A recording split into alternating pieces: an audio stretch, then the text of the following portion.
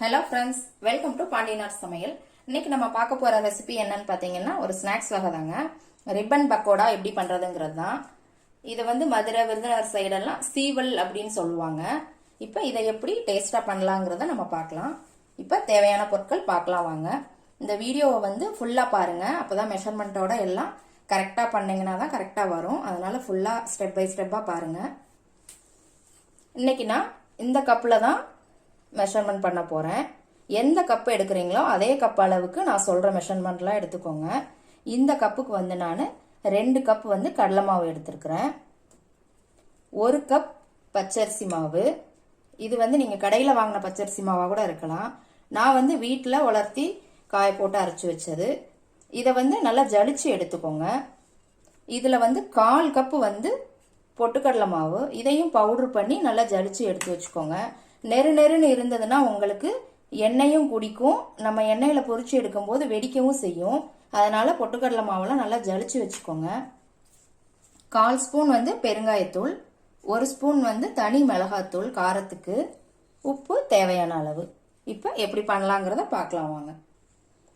இப்போ நான் ஒரு பவுல் எடுத்துருக்குறேங்க. அதில் கடலை மாவு, பச்சரிசி மாவு, பொட்டுக்கடலை மாவு, பெருங்காயம், மிளகாத்தூள், தேவையான அளவு உப்பு போட்டுக்கோங்க. இதை நல்லா மிக்ஸ் பண்ணி விட்டுட்டு நம்ம இதில் ஒரு 3 ஸ்பூன் எண்ணெய் சூடு பண்ணி ஊற்ற போகிறோம்.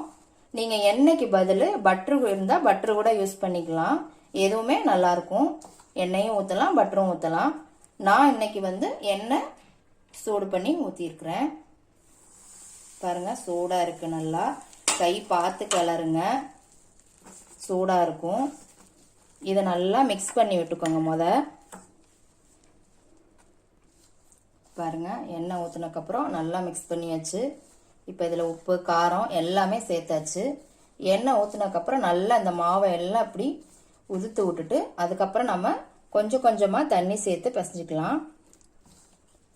இது சப்பாத்தி மாவு பதத்துக்கு பிசையணுங்க. தண்ணியாக பிசைஞ்சிட வேண்டாம். சப்பாத்தி மாவு பதத்துக்கு பிசைஞ்சா போதும். பாருங்க, மாவு சூப்பராக பிசைஞ்சாச்சு. பாருங்க, இந்த பதம் இருந்தால் போதும். இப்படி அமுத்தி பார்த்தா அமுங்கணும், அவ்வளோதான். இப்போ நம்ம இதை முறுக்குழக்கில் போட்டுடலாம்.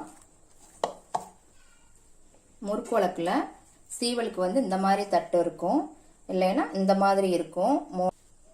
இது அகலமா போடுறதுக்கு சீவல் இது கொஞ்சம் சின்ன சின்னதா வரும், அவ்வளவுதான். எது வேணாலும் நீங்க யூஸ் பண்ணிக்கலாம். நான் இன்னைக்கு இதை தான் யூஸ் பண்ண போறேன். பாருங்க, நான் இதுல இப்ப போட்டு வச்சிட்டேன்.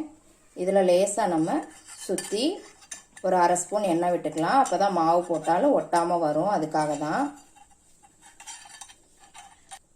இப்போ ஒரு கடாயில எண்ணெய் வச்சிருக்கேங்க. கொஞ்சம் மாவை எண்ணெய் காஞ்சிச்சான்னு போட்டு பார்த்துக்கோங்க. எப்போயுமே எந்த பலகாரம் செஞ்சாலும் எலும்பி வரணும். இந்த மாதிரி வந்தால் தான் எண்ணெய் நல்லா சூடாயிடுச்சுன்னு அர்த்தம். இப்போ நல்லா காஞ்சிருச்சு. இதை நம்ம சுற்றி போட்டுடலாம். பாருங்கள், மீடியம் ஃப்ளேமில் வச்சுக்கோங்க. அவ்வளோதாங்க, சூப்பராக வருது பாருங்கள். அவ்வளோதான். ஒன்று மாதிரி சுற்றி விட்டுருங்க. இந்த மாதிரி சுற்றி விட்டுட்டு வேகிறதுக்கு முன்னாடி நம்ம மிளகு கார சேவு பார்த்துருப்பீங்கன்னு நினைக்கிறேன் வீடியோ. அதே மாதிரி இந்த மாதிரி கொஞ்சம் உடச்சி விட்டுருங்க. உடச்சி விடலைனாலும் பரவாயில்ல, எடுத்ததுக்கப்புறம் நீங்கள் உடச்சிக்கலாம். இதுலேயே நீங்கள் உடச்சி விட்டுட்டீங்கன்னா நம்ம நொறுக்கணும்னு அவசியம் கிடையாது. அதுக்காக தான். பாருங்க, நல்லா உடச்சி விடவும் பீஸ் பீஸாக வந்துடுச்சு. பாருங்க, நொரை அடங்கவுமே நம்ம எடுத்துடலாம். இப்போ நொரை வந்துட்டு இருக்குது. சூப்பரான ரிப்பன் பக்கோடா சீவல் ரெடி ஆயிடுச்சுங்க. பாருங்க, சூப்பரா வெந்துடுச்சு நல்லா. இப்போ நம்ம இதை ஒரு பிளேட்ல எடுத்து வச்சிடலாம். பாருங்க, ரிப்பன் பக்கோடா ரெடி ஆயிடுச்சு. எவ்வளோ சூப்பரா வந்துடுச்சு பாருங்க. உங்களுக்கு சவுண்டு கேட்கும்னு நினைக்கிறேன். நல்லா மொறு மொறு மொறுன்னு இதே அளவில் செஞ்சீங்கன்னா சூப்பராக வருங்க. செஞ்சு பாருங்க. செஞ்சு பார்த்துட்டு எப்படி இருக்குன்னு கமெண்ட்ல போடுங்க. லைக் பண்ணுங்க, ஷேர் பண்ணுங்க, சப்ஸ்கிரைப் பண்ணுங்க, கூடவே பெல் ஐக்கான் பட்டனையும் அமுக்குங்க. நாளைக்கு மறுபடியும் வேற ஒரு ரெசிபியோட சந்திக்கலாம் ஃப்ரெண்ட்ஸ். அன்போடு சமைத்து ஆனந்தமாய் உண்டு இன்பமாய் வாழுங்கள். வாழ்க வளமுடன்.